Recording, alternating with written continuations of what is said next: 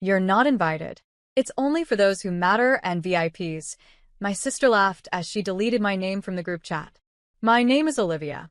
And from wherever you're watching this, stay with me. Because the moment she stole my $5,200 and humiliated me in front of our family, I knew one thing. She may have just planned the party, but I was about to plan the ending. It was supposed to be a surprise birthday bash for our father. Elegant, heartfelt, unforgettable. I'd spent weeks coordinating with the vendors, negotiating the venue, putting down deposits. Every invoice had my name. Every dollar had come from my account. I poured in my savings like it meant something, because I thought it did. When I asked Sabrina about the final guest list, she barely looked up from her phone.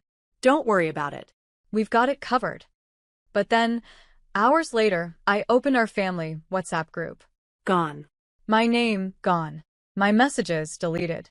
My role, erased. I asked her in front of everyone, what happened? She didn't even flinch. She just laughed and said, "Oh, Olivia, this is for people who matter. It's a VIP thing now." And just like that, I was disinvited from my own father's birthday party. The one I funded. Everyone else, they laughed. Even my father chuckled awkwardly and said, "Just let it go. Your sister knows what she's doing." I stood there, feeling the weight of every ignored effort, every time I had been the one in the background, the one cleaning up, stepping aside, making room. My throat tightened. My ears rang. But I didn't scream. I didn't argue. I just looked her dead in the eye and said, "Perfect." That night, while Sabrina posted sneak peek stories on Instagram, I opened my laptop. My heart pounded. My fingers were ice. But I didn't hesitate. I canceled the ballroom reservation, logged into the account with my credentials. Then the caterer. I sent an email. "We no longer require services. Please confirm cancellation." The decorator. The string quartet. The cake order with the gold fondant ribbon. One by one, I shut it all down. The last thing I did? I messaged every invited guest personally. "Hi, just letting you know the event for Mr. Patterson's birthday has been postponed due to unforeseen circumstances. Sorry for the change." No one questioned it. No one suspected. Not even her. The next morning, the sun rose like it always does. Sabrina got ready like it was her wedding day. Silk dress, designer heels, makeup artist at home. I stayed in my pajamas, sipping tea, scrolling through her countdown posts with quiet calm. Then my phone buzzed. Once. Then again. And again. She was calling. Then our mom. Then our cousin Danielle. I didn't answer, because by the time they arrived at the venue, the doors were locked. The lights were off. The parking lot was empty. And on the most important day she thought she owned, only one person showed up. And it wasn't who she expected. Growing up, I was always the helper, the fixer, the quiet shadow that held the house together.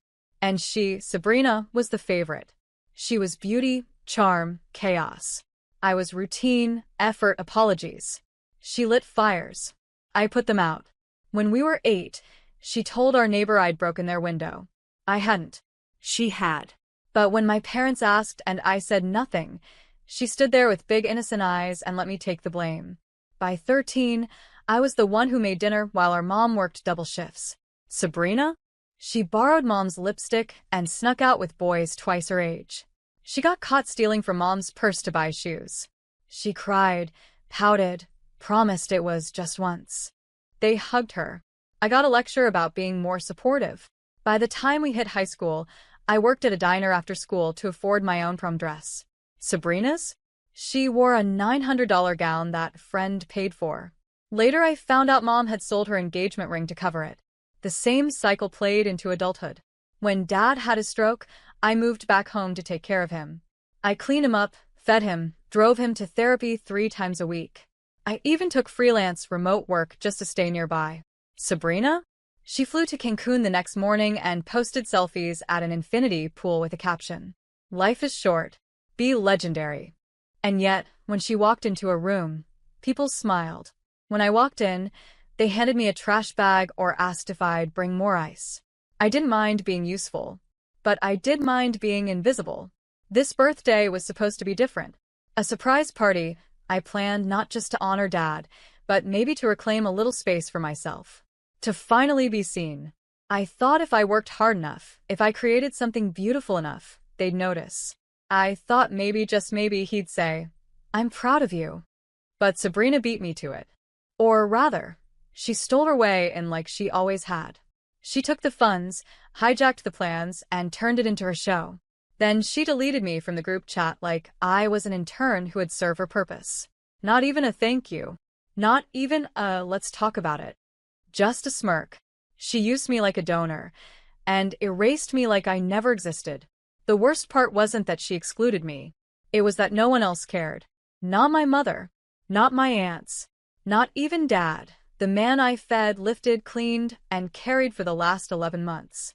But this time, I wasn't going to just disappear into the kitchen or the background. I wasn't going to beg for space at a table I paid for. If they couldn't remember who I was, I'd make sure they never forgot what I did. It started with the receipts. I wasn't snooping, just organizing. After she kicked me out of the planning group, I decided to tidy up my email confirmations. That's when I noticed something strange. The banquet hall, the one I'd paid the $2,000 deposit for, was no longer showing under my login.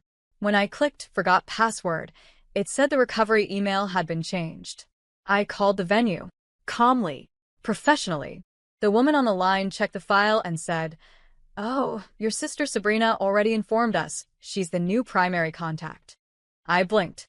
Did she make any additional payments? She hesitated. No. "We still have your deposit, but she said you transferred the event to her." I didn't. I hung up, my heart pounding, and called the florist next. Same story. Then the decorator. The photographer. Even the bakery I'd selected for Dad's cake, a 3-tiered masterpiece with his favorite chessboard design. Each vendor now had Sabrina listed as the client. But the payments? Still under my name. My card. My money. That's when it hit me. This wasn't just exclusion. This wasn't just another cruel sibling stunt. She was stealing the event, rebranding it, making it hers. She was parading around like the orchestrator of a perfect, luxurious celebration, riding high on money she didn't earn and credit she didn't deserve. Later that day, I overheard her on the phone with one of her cousins. "I planned the whole thing," she said proudly.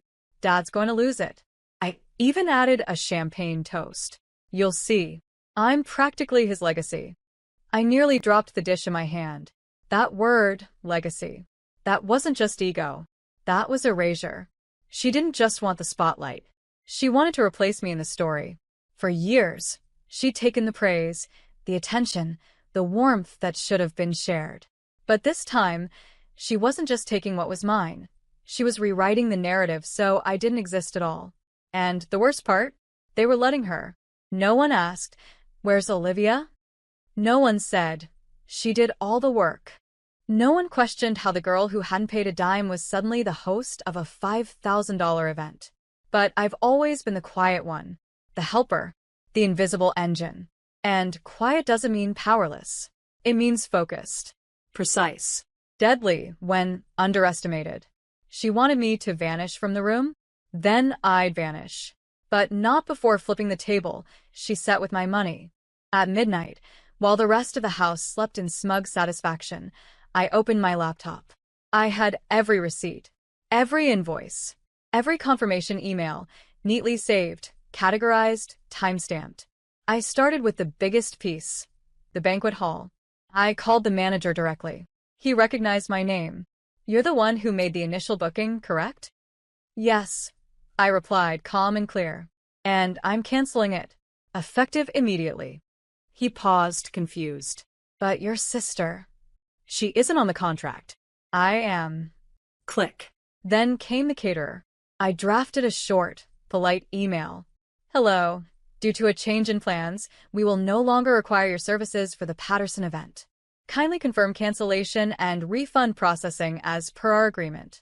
Send. The decorator? Same. The custom cake? Cancelled. Refund requested. The violinist? Released from duty. I moved through each task like a surgeon, quiet, focused, deliberate. No rage. No drama. Just business. Then I took a breath, opened the old invite list, and typed one message to every guest. Dear friends and family, due to an unexpected situation, the birthday celebration has been postponed. We sincerely apologize for the inconvenience. Further updates will be shared soon. I sent it to every contact, one by one. No explanation, no elaboration, just a silent closing of the curtain. Except for one person, Uncle Raymond. He wasn't just family. He was sharper than anyone in our bloodline. A respected attorney with a memory like steel and a spine like stone. He was also the only person who had ever looked at me like I wasn't just a background piece in the family puzzle. I told him everything. Every dollar. Every deception. Every time Sabrina rerouted a vendor using my funds and called it hers. He didn't interrupt. Didn't react. When I was done, I stared at the screen, waiting for some kind of outrage. Instead, he typed back 5 words. Be at the venue tomorrow. And then one more. Just watch. I sat back in my chair, heart thudding.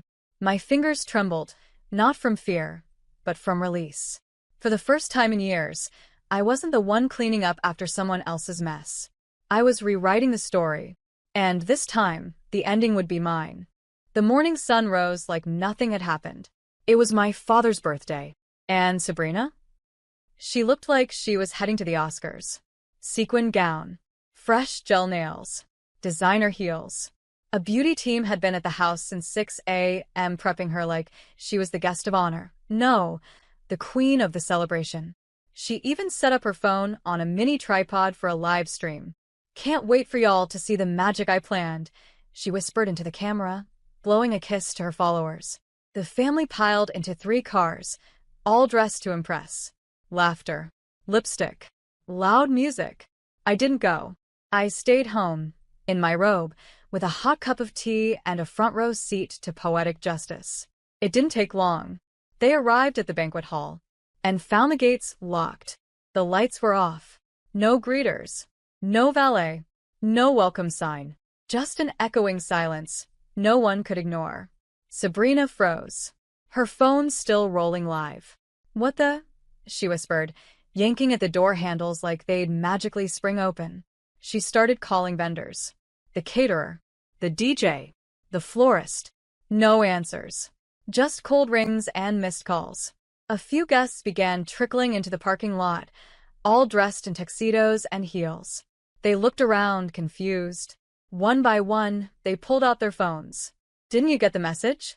One cousin said, scrolling. It says it's been postponed. Sabrina snatched the phone from her, her painted nails trembling. Who sent this?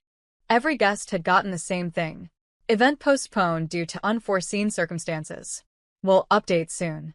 Within the hour, they were all standing in an empty lot. No decorations. No music. No table settings or speeches. Just whispers. Judgment. Confusion. And beneath it all, embarrassment. Cold and loud. And then a final car pulled in. A sleek black sedan. The door opened slow. Uncle Raymond. Crisp gray suit. Folder in hand. Calm as ever, like a judge walking into court. He stepped out, his voice loud enough for the crowd. Is Olivia here? Everyone turned. Sabrina's lip quivered. She's not here, she stammered. He raised an eyebrow. Interesting. Because she owns the event contract. She paid the vendors. And she canceled it, as is her legal right. People gasped. Sabrina looked like a statue, glassy-eyed, stiff, stunned. Uncle Raymond opened the folder slowly. You rerouted funds. Misrepresented authority. That's called misappropriation. He handed her a printed invoice breakdown. Unless you repay the full amount immediately, you're looking at a formal complaint. Civil, possibly criminal, depending on intent. Silence. Complete, cutting silence. No live stream. No clapping.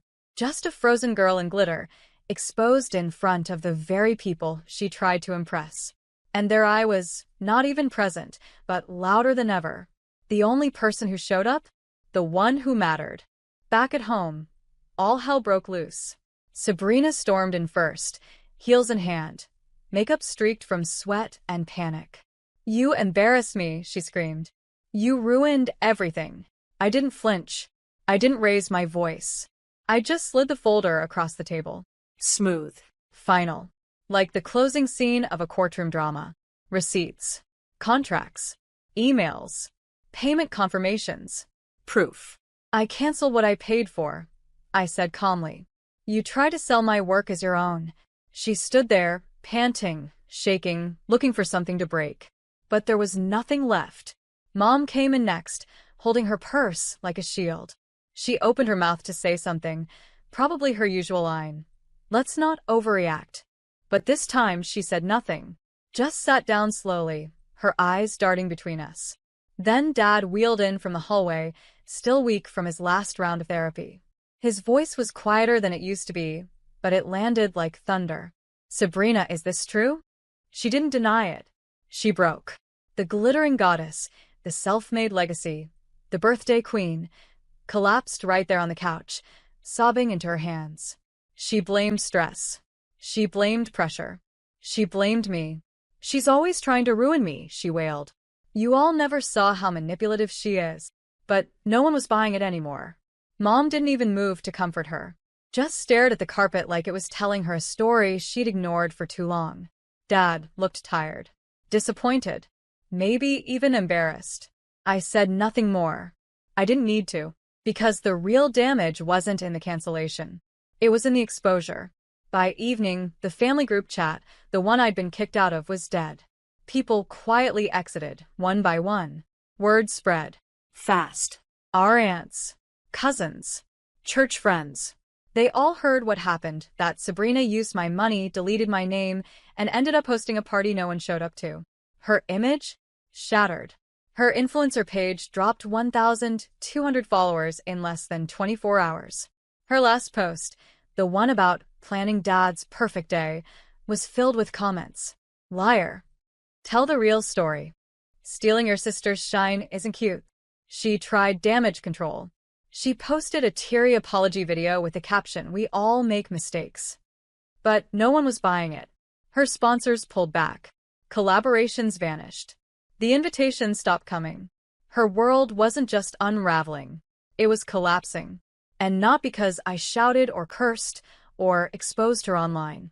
No. It was collapsing because I refused to stay erased. Because I let her build her empire on my back and then calmly walked away, taking every brick I laid with me. And without me, she had nothing but glitter and dust. 2 months later, I launched my own event planning service. No big signs. No flashy PR. Just a simple name, a clean website, and a promise. Beautiful things done right. Guess who helped me get started? Uncle Raymond.